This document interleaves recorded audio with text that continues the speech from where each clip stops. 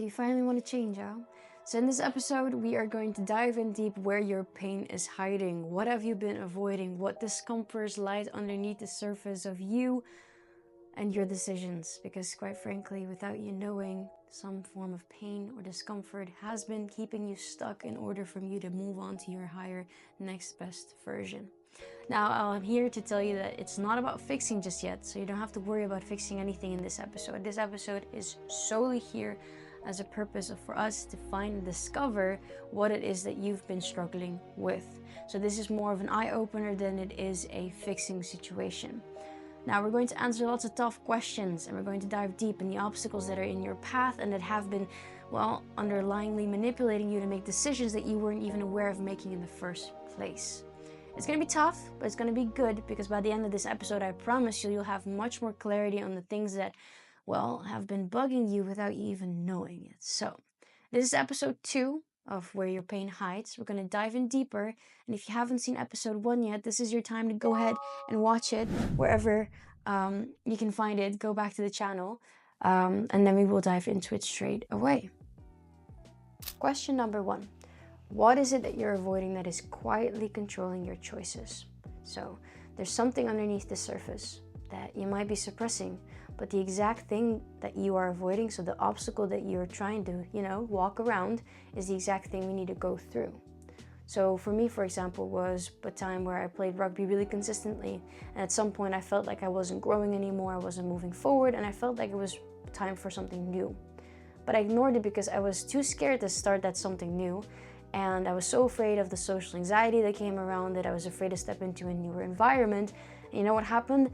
I got injury after injury after injury, and I wasn't listening to my body. I showed up anyways. I felt mentally overwhelmed, and all of the other things that you can manage to put in there happened. Now, instead of just listening to my intuition and listening to the fact that I wanted to change sports, I wanted to change and try something new, and once I did, it felt like everything clicked. I wasn't humiliated. I stepped into a loving environment, and I felt myself grow within day one. From day one, I felt progress.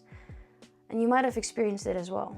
That you've suppressed something for so long, avoided it, and that one thing that you avoided was actually the answer to all your problems and your questions. So what is it that you're avoiding right now that is quietly making all of your decisions without you even having a say or thought in it, because you fear a certain outcome that hasn't happened yet? Figure that out. Let's write it down. Question number 2. If your pain had a voice, what would it be trying to tell you right now? Now, this can be in many ways. For example, your insecurities, or things that you doubt yourself from, or maybe perfectionism, maybe emotional avoidance. Figure out what it is that it's trying to tell you. It could be the first thought that pops in your head, and you might be wondering, isn't that my inner dialogue? Is exactly your inner dialogue that you need to be listening to, because we're going to decipher what it is that it's actually trying to tell you. And usually the answer is pretty simple, but we avoid it because we think it should be something else. No, you know what it is that it's telling you. Maybe you're afraid you're not good enough. Maybe you're afraid that people will humiliate you if you try. Maybe you're afraid to try, or maybe you're actually afraid that it will succeed, and then what? Figure out what it is, because I struggled with this one for quite a while. I thought, I think I'm good enough. I think I've finally gotten over my fear of abandonment and all that things. And it turns out I wasn't. And it wasn't until I thought and really looked myself in the eye and said, you know what, maybe I haven't healed yet. Maybe I still need to face and confront this issue, that I started to progress and move forward. So don't be afraid to dig in deep. Don't be afraid to actually look yourself in the eye, because I need you to commit to this. Nobody's going to hold your hand except for me. I will digitally hold your hand, but you need to do this for you. So if it hurts, it's probably the right answer, but if it hurts, dig deep. Figure it out what it is that you're suppressing. On to the next question. Now this one still hits home. It's, when did you first learn to hide or silence your pain?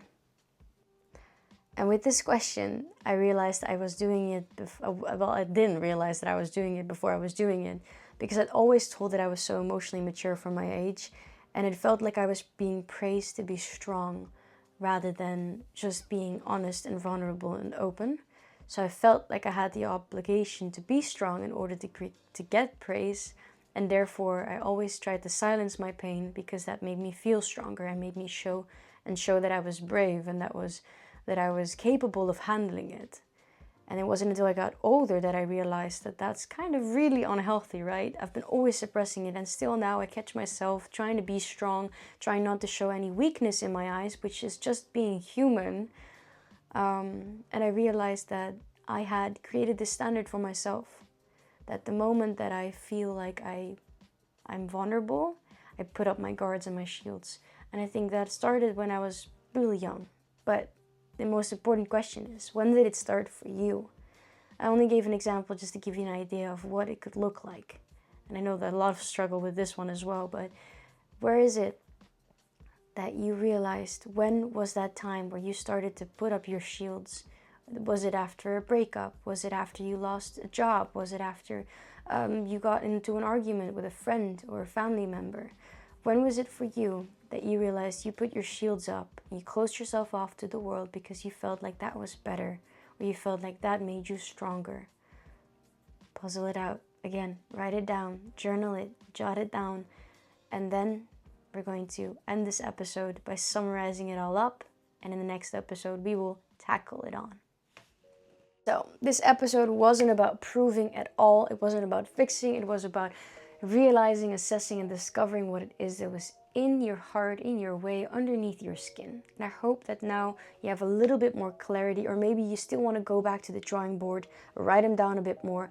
And by all means, go at it. The more you do, the better. The more you can have a mental image of the clarity of your questions and your answers, you'll see a little bit more of a road where we're going through in order to heal all of it properly. Now, besides that, next episode, we're going to tackle another dawning issue, which is going to be, it's not me, it was them. And you can guess what that's about. I'm not going to spoil it. I will see you next Sunday. Have your journal ready, or your notebook, or your lovely face, and I will see you there next Sunday.